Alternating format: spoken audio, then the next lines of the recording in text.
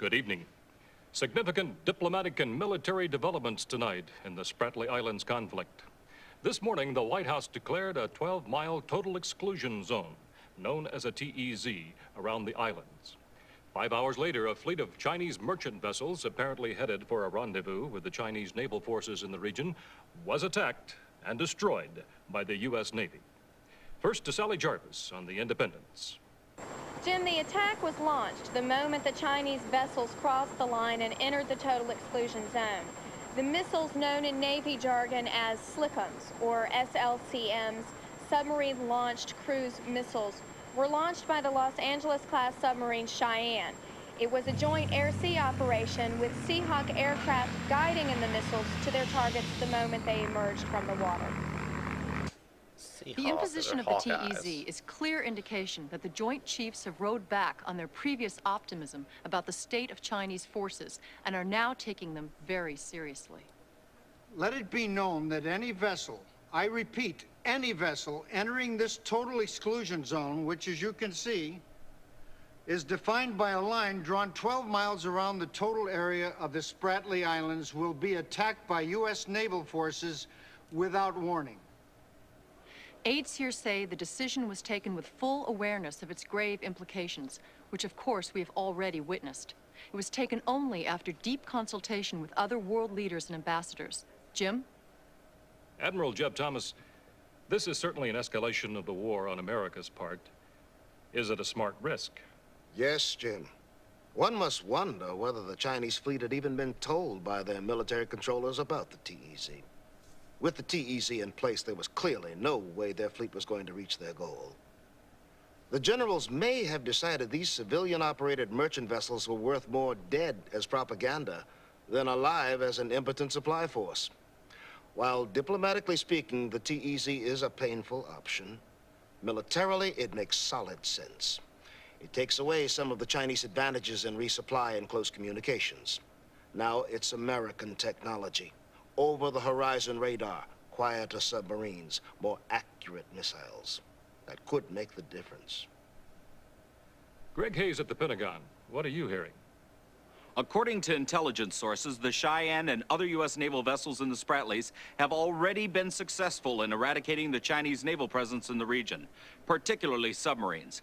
The intelligence analysts have brought a great deal of hope to naval planners whose thinking now is that this could be over a lot sooner than expected.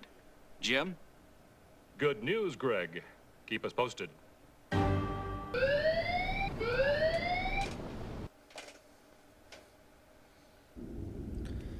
Well, hello, good afternoon. I guess it's kind of the evening at this point. Welcome back to Tom Clancy SSN. If you watch the intro, there's a total exclusion zone around the Spratly Islands, and we are to...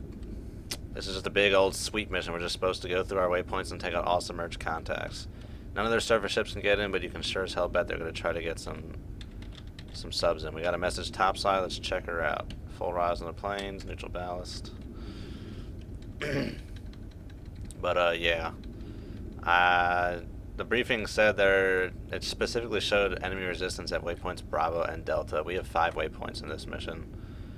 So this could be a 4-video mission. This could be. Intel, no word about any new contacts, but you can only trust Intel about as far as you can throw it. Yeah, alright, I'm going to neutral ballast at this point. And let's see what message we got waiting topside. There's probably not going to be any resistance at this first waypoint, since it says leave the battle group and proceed to waypoint. But we shall see. Rudder right 14 degrees. Rudder right 14 degrees aye. Sir, my rudder is right 14 degrees, very well.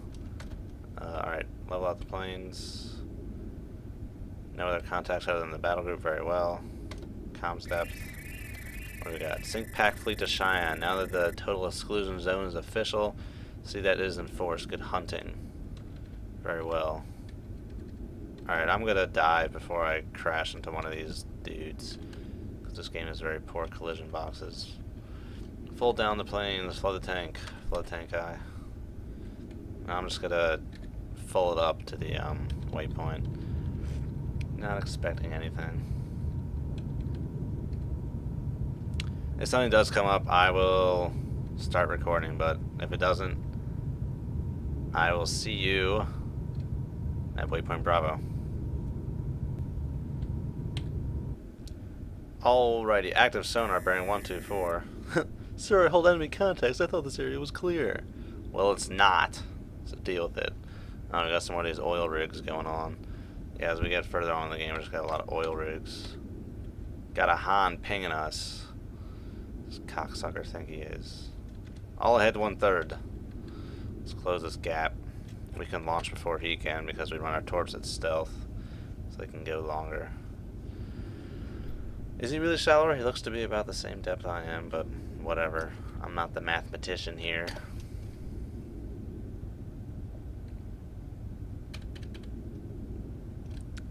But yeah, I'm wondering when we're going to start running into more advanced submarines. Holy crap, we're starting pretty far out up there. But yeah. So with those of you who like dangerous waters, I think I'm going to do a quick mission once a week, which means I should record one today. Today's Tuesday. I uploaded the last one on Tuesday. I may record one today. Depends. I have some homework to do. But yeah, so far on the 2 quick missions I've done, though, it's always been like these submarines like run around. Well, at least one submarine in both missions I've done has been running around at like 19 knots. So I mean, it should make it easier to detect, but it does also seem kind of silly at the same time. But yeah, and I'll keep doing it in the Seawolf. I may end up actually doing a mission in the P3 and the Seahawk as well, just because those haven't gotten as much love, and those can be fun. Almost on firing range on this dude. Yeah, we're pretty much heading for each other. His course is 306, mine is 125. No, my course is... Nah, they don't give you a specific course readout, but... Active sonar 125, he's pinging again. Son of a bitch. Who the fuck does this guy think he is, man? He's a pig. Won't fly straight. As soon as I launch, he's probably gonna pop above the... Okay, he is shallower now that I see. Is he above the thermocline? His cavitation bubbles seem to be hitting something. Oh, he's surfaced. Okay, so that's the only reason I'm seeing him right now. So I'm going to actually go up there. Hurry up and go up there. I want to get up there and launch a torp on him. I'm hearing the pings. Motherfucker is pinging me. Who the hell does he think he is? But yeah, I want to get up here and launch on him, because if he secures from pinging, I won't be able to launch on him without going above the thermocline myself. I don't feel like waiting for that cross maneuver either, so... Oh, dude, jeez, don't... Oh my god. Yeah, I was looking at the thermocline only, it was confusing me. It's a really shallow thermocline. Alright, as soon as I get above this thermocline, launch the torp. Alrighty. Might head all the way back down now. Yeah, if this one misses, I'll head back down and then we'll close the gap, and if I... So when I come up underneath of him again, I can launch another torpedo. Sounds like a plan, Stan. And the prick's still pinging. Alright, I'm gonna go down to about 500 feet, I think. Sounds like a good depth to me. That torpedo should have no problem making that distance. Sounds like a decoy 125. Too soon, Junior. This isn't a very deep map either, so there might be one more thermocline, but then nothing else after that. As you can see, the water's only about 1,200 feet deep here. Oh yeah, level out. Level out, big time. Big time. Big Soviet missile. Yep, he's secured from pinging, but my torp is still up there, so hopefully he hits. Or she hits, I guess it would be she. Well, look at the torpedo's history. It like curved around this position and then went back. What the hell is that? I think we're gonna get a hit.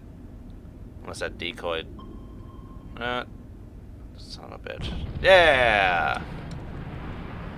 Hell yeah. Dude, we've already destroyed their fleet of Hans like 2 times over, man. Chinese People's Liberation Army Navy doesn't have more than 5 or 6 Hans. Whoa, new sonar contact, and then it disappeared. Is that this dude? I want to see what's up with another layer. I don't think there's going to be anything down here, but it's worth a shot. I'll hit 1/3, make turns for 10 knots. 10 knots. Oh, am I going to crash into this dude? I don't know. Yeah, see, I don't know if there's actually another layer down there before we start getting to that terrain, a landmass. 20 down, 20 down, give me 20 down.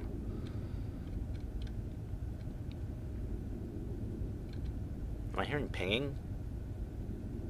No, I killed the dude who was pinging me. Are you crazy, man? No one's pinging me. But yeah, I've been watching... Sometimes I just like to glance through my old videos and just see what was going on in my life at that time or how my videos were going. And I have improved vastly since when I started out in SSN. Once I realized that these torpedoes only have a range of 6 frickin' nautical miles, pretty much. Which I think is silly, but I guess that's just part of the game dynamic. Just don't forget about us out there, alrighty? Okay, I'll let you through now. Alright. Neutral ballast me up. Continue the dive. Man, the second layer is pretty deep. We're getting ourselves in a little trench here. See, that's one thing I like about the visual aspect of this game, is that you can see where you're actually going. Oh, sorry, I had Chipotle earlier. Alright, I'm actually going to be able to get beneath this layer without crashing into the bottom here. Does seem to be getting a little shallow. I think I'm fine. Alright, level out the planes. Pump out a little ballast. That's good. Oh, there goes that Han. See, I don't know if these things can actually slide down slopes or where they land is where they land. I think where they land is where they land. But yeah, we're pretty close to the bottom here. Be a good place to hide if someone was trying to ping us. Man, I'm just going to turn just to give him a little bit of a berth. A little bit of a wide berth. But yeah, I might do this for a video screenshot. Don't really have any screenshots of me being near like the bottom or anything.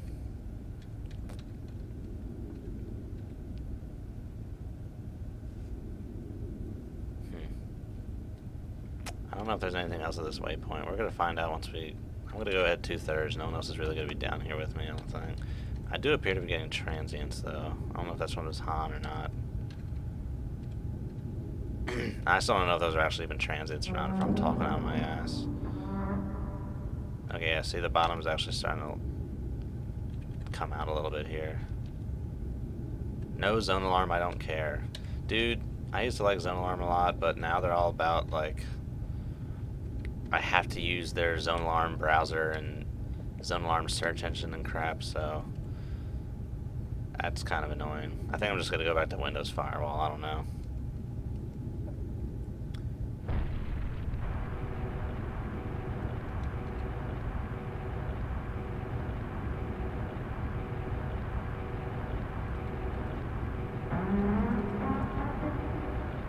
Dude, holy crap, that's so loud.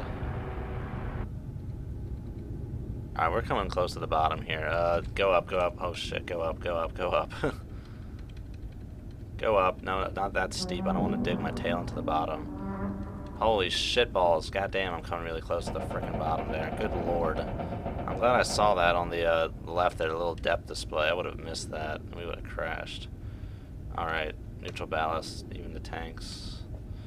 Even the tanks, neutral ballast. Level the planes. But yeah, that made a lot of racket when that guy landed on the bottom there.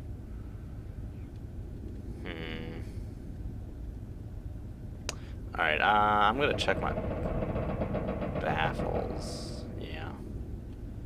Check the old baffaloo. Tap, tap, taparoo. Tap, tap, tappy. Watching some Happy Gilmore. I don't know how many of you have ever seen Happy Gilmore, but... Oh, that first scene at the, that first open he goes to where Shooter McGavin is there, and he goes to take that first swing and just misses the ball completely, and it's just like... The look on his face, he is so frustrated. And what he says, he's like, God damn it! And I was like, oh my god, it's so funny. My friend wants me to make a 10 hours of that thing, but I don't know how to make a 10-hour video. I meant to look that up, actually. I'm sure there's like some easier way to do it, but the way I was thinking is, you just like, yeah, if you go in the timeline of the video, you just like put one clip in there, and then you press Control A to select all, and then you unselect, and then Control V, and that'll probably paste it afterwards. And then you can keep doing that. It's like raised to the second power, so it'd be like 1, 2, 4, 8, 16, 32, 64, 128, 256, 512, 1024, 2048, 4096, 8192, and so on and so forth. And then you could just keep doing that until you get to like around 10 hours, and then just delete some videos or something like that. I don't know. But there has to be an easier way to do it. I can't think of it. I wouldn't know, so I'm just going to look it up. There's no point in reinventing the wheel when people have already done it, right? I mean, there is merit to like learning how to problem solve. You learn things that people have already learned for the sake of problem solving, but something like this, it's better just to look it up. I didn't realize my rudder was over so hard. I didn't think I put it over that hard. Man, I hope there's no one left alive on that sub. They're just like slowly suffocating to death or something. I think should have gone through his crush depth. It should have been like some secondary explosions and bulkheads collapsing. I don't know. Well, I did hit it head on. Hitting a submarine head on is not necessarily as deadly as hitting it in the rear. Because if you hit a torpedo, if you hit a sub in the rear, the propeller, the shaft seals, what seals the ocean from the rest of the sub. Because like there has to be seals there so the propeller can rotate, but also keep water out. As soon as those seals go, that's a leak you just can't stop, man. Ooh, hello. Shallower. Someone just... Oh, howdy. Whoa. Howdy. Good thing we're going slow. Make turns for 5 knots. And, yeah, so yeah. And basically, if you look here, like, pretty much, like, the whole back third of the ship is one compartment. That's all engineering. So if you flood that, you're done. Whereas in the front, on battle stations, you have a lot more compartments. And, the front cone here, that's not even, the pressure hull. The pressure hull starts behind that. The pressure hull doesn't start till behind the sonar dome, like. So you could probably hit that, and if a torpedo hit you dead in the front of your submarine, you could probably still survive that. But yeah, I mentioned this because I just saw this. Make turns for 3 knots. He's going really slow. I saw this picture online the other day. The USS San Francisco. It's like SSN 712, like first tier LA class submarine. And the captain was kind of in this vicinity of the world, like South China Sea-ish, Philippines, like Oceania, Australia kind of crap. He was running at flank speed with improper charge and ran into a mountain. And the damage is just crazy. I'll probably show this picture up right here for a second or something, just so you can look at it. I mean, it's absolutely insane. Like, the fact that they didn't lose the ship is, like, worthy of a medal in and of itself, besides the fact that he ran to a mountain. But yeah, he lost command. I don't know if he was discharged or not. Some of the other crew got demerits because of what they did or what they were promoting, like improper travel or something. But other members of the crew got meritorious awards for helping out with stuff because he slammed into a freaking mountain. But yeah, like that damage is just absolutely ridiculous looking. Can't imagine what that would have been like. I think the captain himself like broke his arm in the crash because you're hitting a mountain. You're going from like 35 knots to nothing, like pretty much instantly. I still think it's incredible that the sub wasn't lost. But basically, there was another LA boat. I forget what name it was exactly, but it had to be refueled, which is a $145 million procedure approximately. But to repair this this other LA boat with the front, well, to repair the front will be $45 million. So the San Francisco will have its front chopped off, and we'll get the front from this other sub that meant to be refueled. So the sub that meant to be refueled will be decommed, and then they'll take the front from that and put it on the San Francisco. But it's still crazy, man. Alright, we're almost in range to launch on this dude. And then I might actually go back down. But yeah, we got ourselves a kilo just chilling out here. I seem to remember in the book they used to talk about diesels that would sit on the bottom with their engines completely turned off. Well, I mean, if a diesel's underwater, it doesn't even have engines, it has motors. But, yeah, just sitting on the bottom, and they would, like, spring up, and then when they hear you and start launching on you or something. I don't remember if they do that in this game or not. I'm going to wait till it gets down to 12,000 yards, and I'm going to launch.